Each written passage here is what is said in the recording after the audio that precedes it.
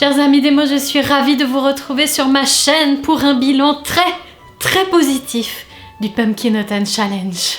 Je m'excuse d'avance pour la lumière dégoûtante. Le temps d'automne veut ça, voilà, que la lumière soit pourrie. En vrai, on est mi-décembre. Je suis donc très contente de vous retrouver ici parce que lors du Pumpkin Autumn Challenge qui se déroule du 1er septembre au 30 novembre, j'ai lu 11 livres. Sur Instagram, j'avais une limite de 20 livres cette année, donc lire 11 livres en 3 mois, c'est tout à fait insensé. Pour ceux qui ne savent pas ce que c'est le Pumpkin Autumn Challenge, c'est un défi de lecture inventé par Le Terrier de Guimauze. Je vous mets tous les liens en barre d'infos pour que vous puissiez aller regarder sa vidéo d'introduction, ses vidéos explicatives et aussi son blog sur lequel elle met justement les visuels que j'ai mis sur mon propre blog afin de vous détailler les petites lectures que j'ai fait cet automne.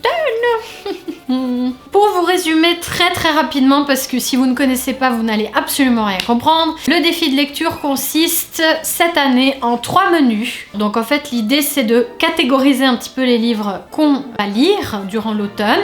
Alors moi en fait, pour ce genre de défi, je fais toujours des piles à lire impossibles. Et du coup, en fait, je ne fais ni de post, ni de vidéo, ni quoi que ce soit comme annonce pour dire que je vais lire telle chose, parce que je sais que je ne m'y tiens pas.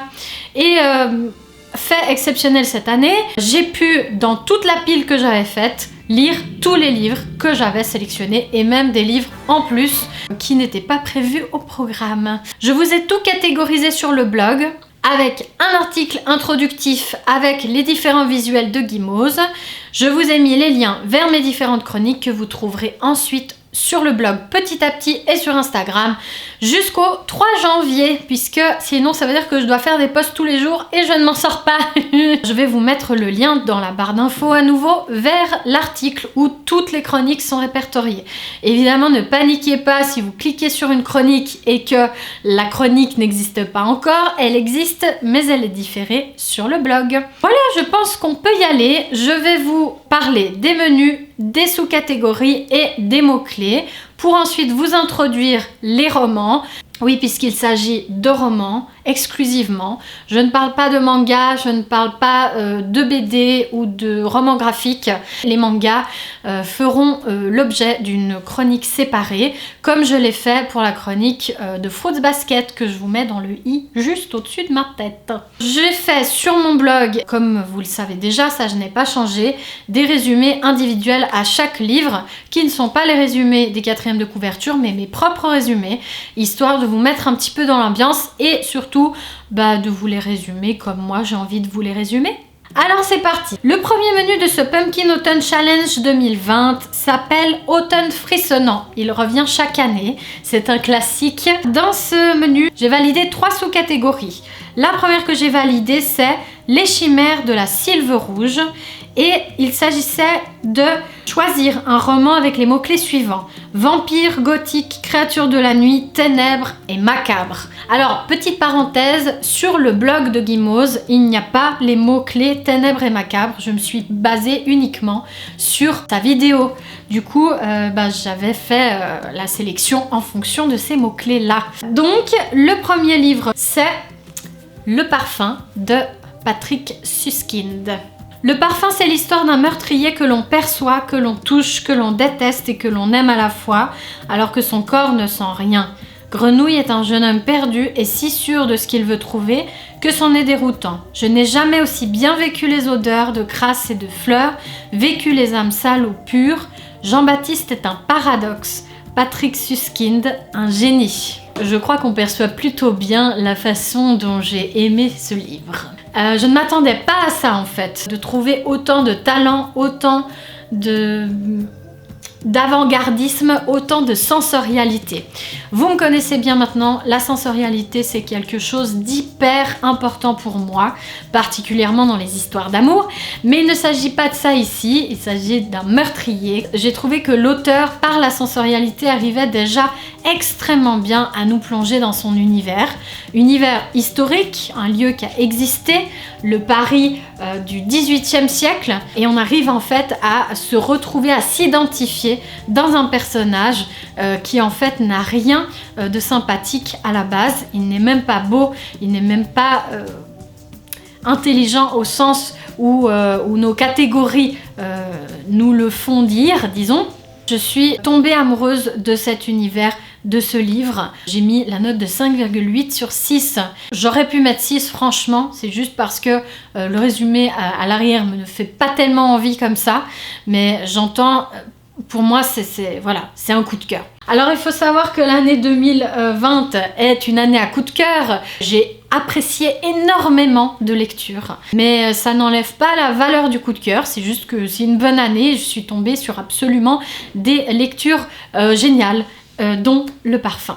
Dans la catégorie 3 de Automne frissonnant, qui s'intitule Les supplices de la belladone, il fallait lire un livre à la couverture noire. Pour cela, j'ai choisi Les Gratitudes de Delphine de Vigan. Les Gratitudes, c'est l'histoire de Mishka, une dame qui perd progressivement la parole et qui tombe.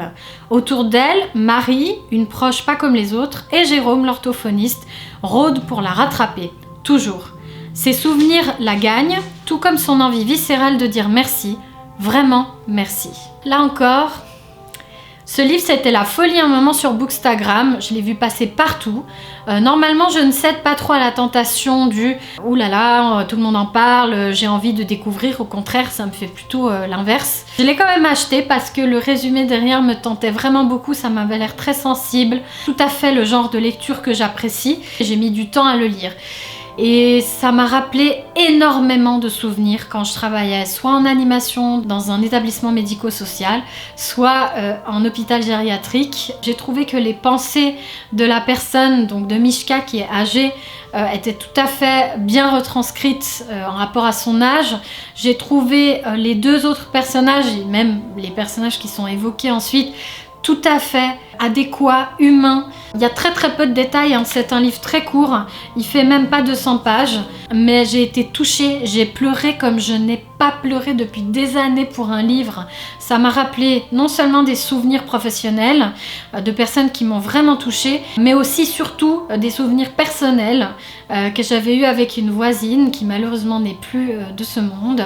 J'ai vraiment, ce livre, vraiment voilà, lisez-le, mais préparez quelques mouchoirs. Dans la dernière catégorie de Automne frissonnant, Esprit, es-tu là? Il y avait les mots-clés fantôme, fantôme du passé, histoire de famille, historique et classique. Alors je n'ai pas mis le parfum dedans puisque j'avais un roman historique sous la main et ce roman c'est Pertinax de El Azari. C'est un roman auto-édité et c'est une personne que j'ai rencontrée sur un canal Discord sur lequel m'a invité ma jumelle d'écriture. Personne très sympathique qui était sur le point de sortir son livre quand je suis arrivée sur le Discord quelques mois plus tard. Il m'a littéralement harcelée pour que j'achète son livre mais j'ai aussi cédé à la tentation parce que le résumé me tentait énormément. Il faut savoir que je lis pas beaucoup de romans historiques mais j'ai une admiration sans limite pour les personnes qui écrivent et qui font vivre des personnages du passé, déjà de faire toutes ces recherches énormes sur ces personnes qui ont existé, mais en plus retranscrire ça dans la fiction et rendre tout ça inédit, parce qu'au final des personnages historiques on peut les connaître et les rendre originaux, les rendre intéressants, c'est une autre paire de manches. Malheureusement, Pertinax était une grosse déception pour moi. C'est ma première déception en auto-édition, je dois dire. Je vous explique dans la chronique entière pourquoi. J'en ai parlé à l'auteur, je lui ai expliqué ce qui m'avait gênée. Évidemment, c'est que mon goût à moi, c'est que mes goûts à moi, c'est mon ressenti à moi. Si vous aimez les romans historiques, probablement que ce roman vous plaira beaucoup parce qu'il traite en plus d'une époque très intéressante. Pertinax, c'est l'histoire de Thomas Dutour, mandaté sur une affaire judiciaire. On accuse Melody Walker d'hérésie et de sorcellerie. À Baltimore, en 1715, vous découvrirez les dessous d'accusations capillotractées et les machinations religieuses que les hommes sont prêts à inventer pour accuser une jeune femme aux valeurs révolutionnaires. Ça promettait, vraiment, ça me tentait beaucoup et l'auteur a fait une note en début de roman pour justement introduire l'univers, expliquer quelques petits trucs en rapport avec la religion. J'étais déjà très emballée par sa note. Mais après ça s'est gâté, c'est-à-dire que pour moi le point noir, vous verrez le reste des points noirs dans ma chronique entière, mais pour moi le point noir c'était vraiment les personnages. Je les ai trouvés vides, creux, pas habités. Je me suis pas du tout attachée à eux, mais quand je dis pas du tout, c'est genre pas du tout. Il y a des petits moments où ça m'a semblé intéressant, notamment du point de vue de Mélodie, mais ça s'arrête là. Je serais incapable aujourd'hui de vous ressortir qui est pour Mélodie, qui est contre Mélodie, puisqu'il s'agit d'un procès qui se déroule sur plusieurs jours. Il y a énormément de noms, des noms qui se ressemblent en plus, et le problème c'est que j'arrive pas à mettre un visage, une personnalité sur ces noms. L'auteur est au courant, je lui ai déjà dit, et ça me rend vraiment très triste d'être passée à côté. Alors peut-être que c'était pas non plus la bonne période pour moi de le lire. Si vous aimez cette période historique, je serais très heureuse que vous le lisiez déjà. L'auteur sera plus heureux que moi d'ailleurs. Et je serais très curieuse de savoir ce que vous en avez pensé, parce que ça veut pas dire que je l'aimerai jamais. Ça veut juste dire que je l'ai pas aimé à ce moment-là. Passons au menu Automne douceur de vivre, qui est mon petit menu chouchou.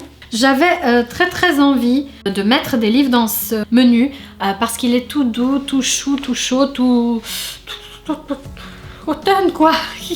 J'ai à nouveau pas validé de livres dans la catégorie 1, mais la catégorie 2 s'intitule Siroté en chocolat chaud à la cannelle sous les saules.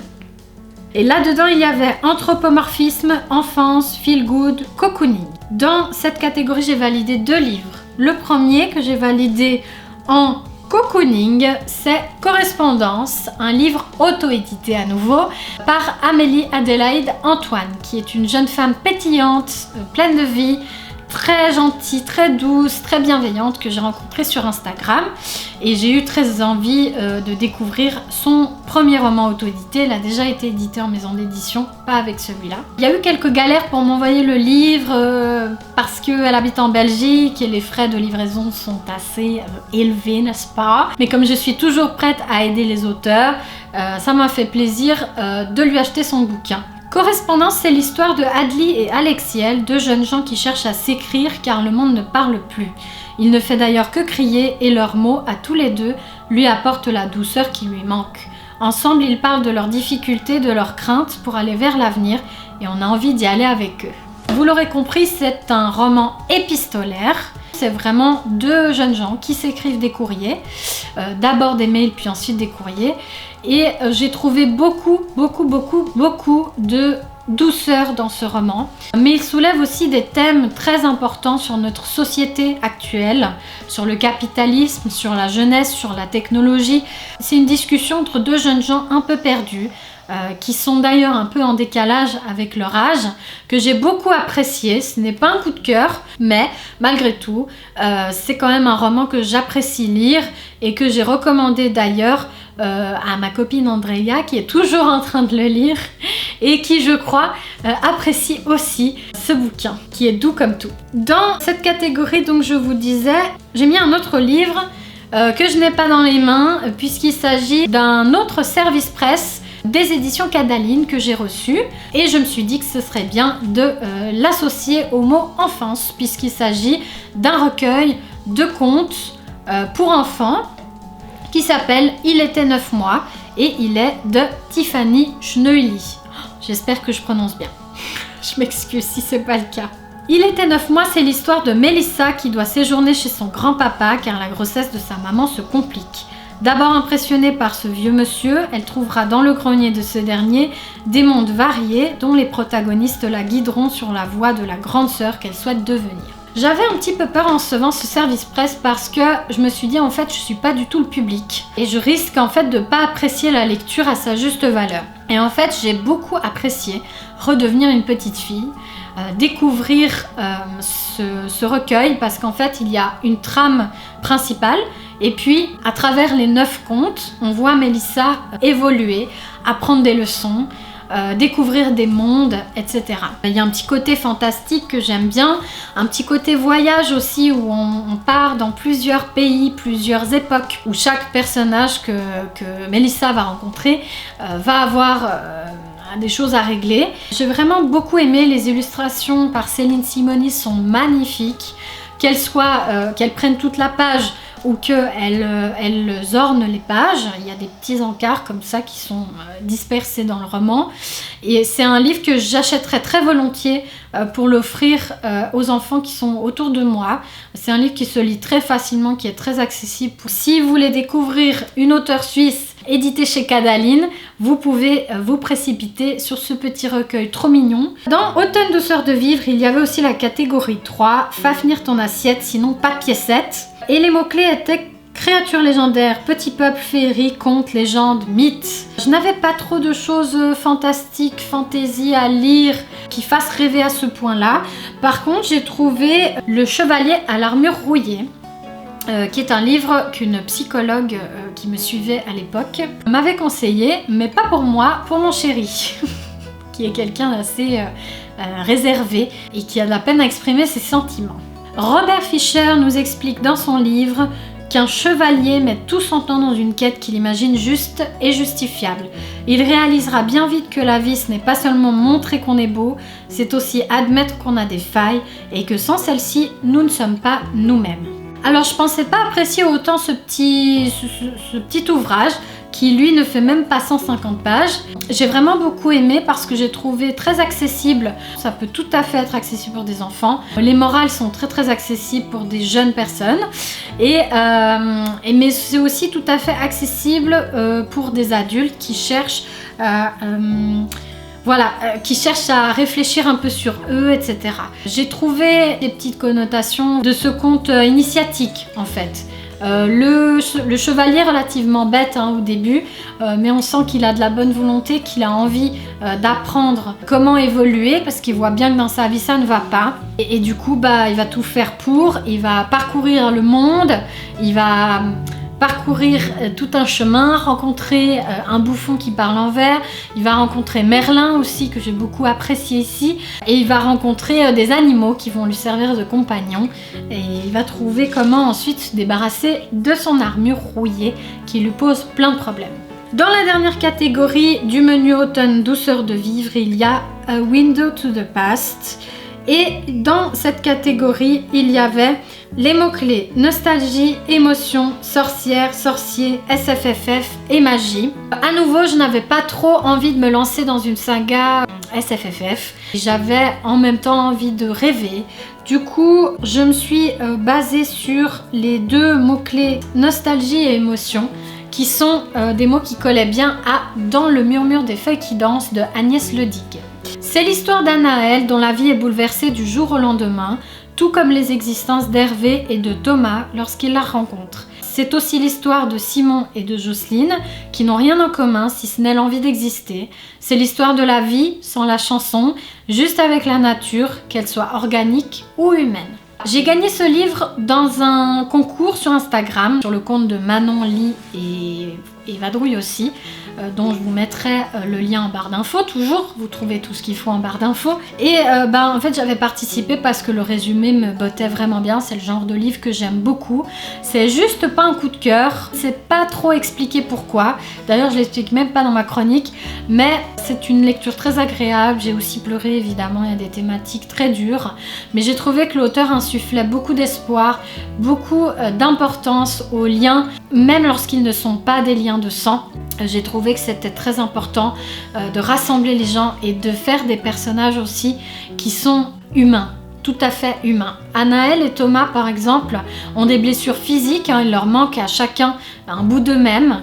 Et en fait, j'ai trouvé que c'était amené d'une façon originale, pas dans le pathos justement, mais d'une façon tellement naturelle, tellement humaine, que ça m'a touchée.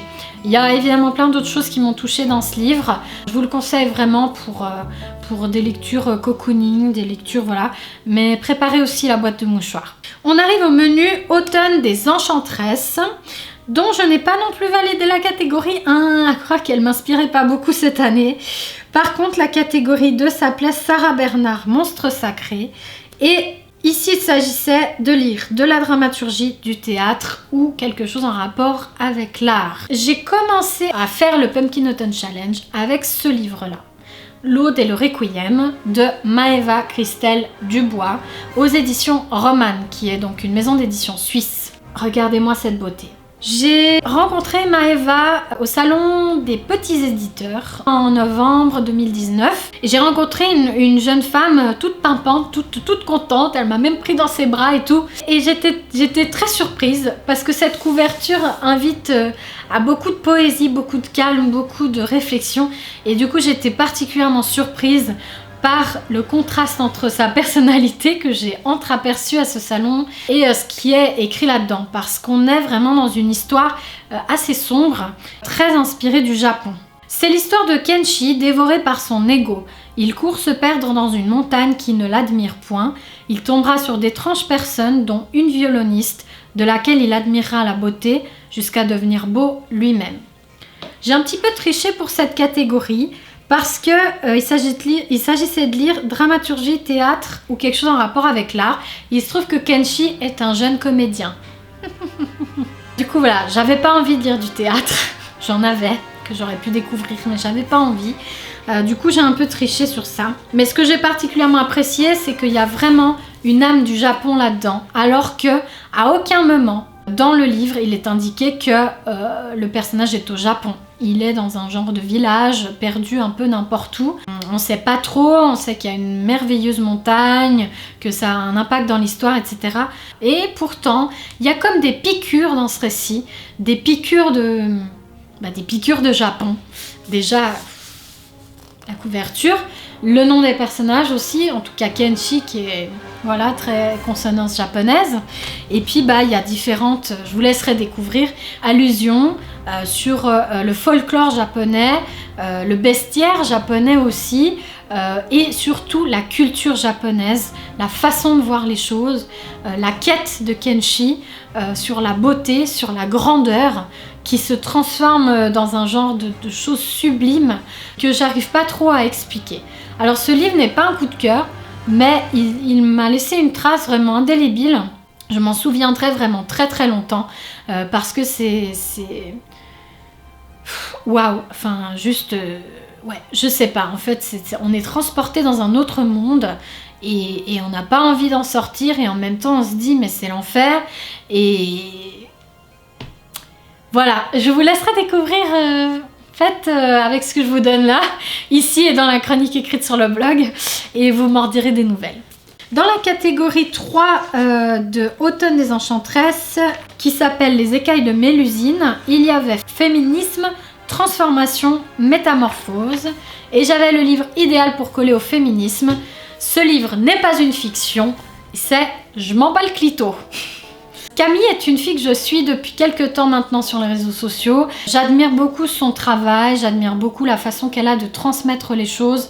J'admire sa façon de faire passer les messages qui parfois bousculent un petit peu, mais qui fait toujours un peu réfléchir. J'ai eu la chance de la rencontrer en vrai à la Fnac de Rive vers chez moi, et elle a pu me dédicacer son ouvrage, et en fait dedans elle a mis des extraits qu'elle avait mis sur sa page Instagram, et puis elle a mis aussi tout un tas d'autres trucs. Je m'attendais vraiment pas à ça. Il y a des extraits illustrés comme ça. Il y a aussi des extraits où il y a des extraits historiques, des conseils de films, des conseils de musique. En fait, quand j'ai dévoré ce livre, alors que normalement, ce genre de livre, ça se picore un peu entre deux lectures, etc. Mais là, en fait, j'avais juste envie de m'imprégner de tout ce qu'elle voulait nous dire, parce qu'elle kiffe la vie, et elle nous fait kiffer la vie, mais un truc de fou. Voilà. Ce livre m'a fait vachement du bien, et c'est un livre vraiment que je vous conseille d'offrir à toute personne qui veut s'investir pour la cause des femmes et qui veut, comme Camille le fait, donner une place à ces femmes qui pensent que leur place n'est pas ici, et donner une place aux hommes aussi qui doivent s'investir, qui veulent s'investir dans la cause du féminisme. Et ce que j'aime avec Camille, en fait, c'est qu'elle représente ce féminisme que j'aime, qui inclut les hommes et qui n'en fait pas juste des parias contre lesquels il faut lutter parce que tous les hommes sont pareils, parce que si, parce que ça. Ce féminisme-là, j'en veux pas, merci. Je colle vraiment aux idées qu'elle a, aux principes qu'elle a, et aux idées qu'elle veut faire passer à travers son ouvrage et à travers tous ses principes et son compte Instagram principalement. Et on arrive à la dernière catégorie du dernier menu Automne des Enchanteresses qui s'appelle Nausicaa de la Vallée du Vent. Et là, il s'agissait de lire du nature writing, quelque chose en rapport avec l'écologie, la nature ou du post-apo. Et j'avais justement une saga à commencer qui s'appelle Le Monde de Demain. Ce livre est écrit par Lionel Truand et c'est aussi un livre auto-édité.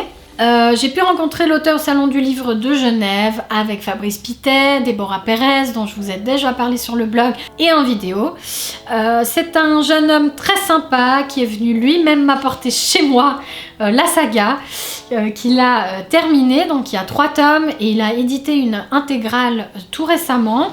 Il fait des book trailers incroyables pour introduire ses histoires. Donc j'étais très impatiente de découvrir sa façon d'écrire et surtout sa façon de nous présenter une Suisse bombardée, une Suisse à travers ses différents abris nucléaires. Et donc je me suis plongée dans cet ouvrage dont le déroulé raconte l'histoire d'Elliot, jeune homme de 35 ans, en 2046, qui survit dans une Suisse ravagée par une bombe. Dans l'incident, il a été séparé de sa femme et sa fille, qu'il va dès lors tenter de retrouver. Entre monstres mutants et androïdes, il devra choisir à qui donner sa confiance pour retrouver celle à qui il tient plus que tout. J'ai beaucoup aimé ce récit.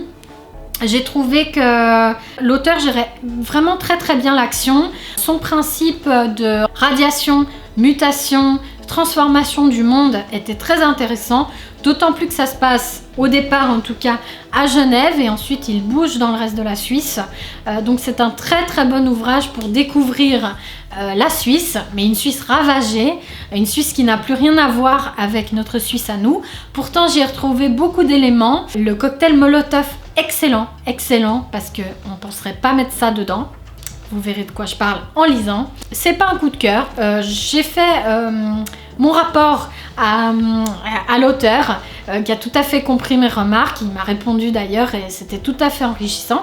Je me réjouis parce que la fin laisse quand même une ouverture clairement cliffhangée, si on peut dire ça comme ça.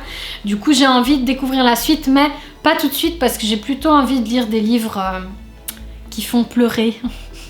C'est mon truc. Donc voilà, mais en tout cas, j'ai bien aimé ce début de saga et je me réjouis de savoir ce que va devenir Elliot, s'il va retrouver sa femme et sa fille.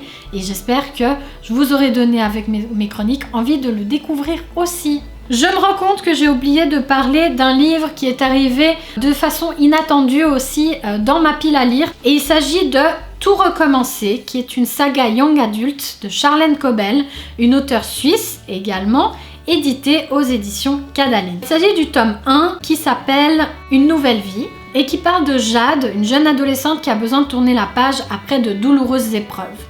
Elle arrive à Maiden et retrouve, non sans un certain enthousiasme, des personnes qui l'aideront et la soutiendront de différentes façons. J'ai beaucoup aimé ce roman. C'est à nouveau pas un coup de cœur, mais j'ai bien aimé parce que, en fait, je suis un petit peu partagée entre le cliché, dont on aime quand même des fois se nourrir, et les thèmes qui sont abordés et qui sont pour moi abordés d'une façon originale. Les clichés m'ont pas tellement dérangée parce qu'en fait je me suis mise, à nouveau j'étais pas la cible, du coup je me suis mise dans la peau d'une ado de je sais pas 15, 16 ans, 17, que je ne suis plus depuis longtemps. Du coup ça m'a pas gênée parce que je me suis dit qu'en tant qu'auteur et en tant que lectrice, à cet âge-là, ça m'aurait pas dérangé de lire les choses comme ça. Il y a des petits trucs qui m'ont dérangé parce que maintenant je suis un petit peu sensibilisée au féminisme, grâce à qui on se le demande. Il y a des petits moments où j'ai haussé un peu les yeux, etc. Mais ça m'a pas dérangé plus que ça parce que, en parallèle, le traitement des thématiques qui sont principalement le harcèlement scolaire et le suicide sont deux thématiques vraiment bien traitées, j'ai trouvé, parce que la plupart du temps, quand on a ces thématiques dans les romans, eh bien je trouve qu'en fait les personnages, souvent les ados justement, sont très livrés à eux-mêmes. Ils n'ont pas beaucoup de repères autour d'eux, ils ont peut-être quand même des amis, etc. Mais il n'y a pas beaucoup d'adultes ou de gens bienveillants autour d'eux qui vont les aider à sortir de ce système de harcèlement. Et en fait, dans ce roman, je trouve qu'à tous les instants, les gens autour de Jade insistent lourdement pour qu'elle se fasse aider même quand elle refuse. Et du coup, pour moi, ça c'est un point hyper intéressant, voire vital, quand on aborde ce genre de thème, parce que ça montre aux jeunes qu'il y a toujours quelqu'un, un adulte, quelqu'un de son âge ou des animaux même qui peuvent l'aider à aller mieux, à s'épanouir et pas à oublier, parce qu'on n'oublie jamais quand on a été harcelé, à traverser cette épreuve et à en ressortir grandi en fait. J'ai trouvé que c'était ça très très bien abordé et du coup que ça effaçait un petit peu les clichés du genre on se pomponne pour le gentil garçon. Ou voilà, il nous aide gentiment à faire du cheval. Voilà. C'est déjà la fin de cette vidéo. Déjà, je pense qu'elle est très très longue. Je suis très heureuse si vous êtes arrivés jusque là. Je vous remercie encore infiniment pour votre soutien. J'ai pris beaucoup de plaisir à la tourner, même si c'est la deuxième fois que je la tourne parce que j'ai eu un problème de micro. J'ai mis mes petites décos. J'ai vraiment kiffé ce défi, donc je voudrais remercier Gimose de mettre tout en œuvre chaque année pour qu'on puisse passer un très bon défi, pour nous donner envie aussi d'aller dans ce défi. Et là vraiment j'avais besoin de dévorer ces livres sans m'arrêter, sans me poser plus de questions que ça, et je crois que j'ai eu beaucoup de chance, je suis tombée sur des ouvrages qui m'ont plu. Je m'excuse à nouveau pour la lumière pourrie, le jour se couche puisque j'ai dû retourner cette vidéo une deuxième fois à cause du problème de micro. Je n'ai d'ailleurs plus de voix donc je vais vous laisser ici. Je vous remercie, n'hésitez pas à me dire vous ce que vous avez lu pour le Pumpkin Autumn Challenge, si vous avez vous envie de découvrir les livres que je vous ai présentés, si vous ne les avez pas lus, si vous en avez lu certains. Et on se retrouve bientôt pour d'autres vidéos. Il va y avoir, je vous le dis déjà, quelques changements sur la chaîne. Je ne vais presque plus faire de chroniques individuelles, sauf en cas d'extrême coup de cœur, parce que ça me prend beaucoup trop de temps, c'est beaucoup trop de travail, et je pense qu'on gagnera plus en échange si je fais plus de points lecture, c'est-à-dire que je regroupe plusieurs lectures dans une vidéo, que si je vous parle d'un livre à chaque fois. Dites-moi ce que vous en pensez et je vais vous laisser parce que vraiment je vais avoir une extinction de voix dans pas longtemps. J'espère que vous avez apprécié cette vidéo et je vous souhaite de belles lectures pour la suite et je vous dis à bientôt et surtout à bientôt entre nos lignes. Ciao!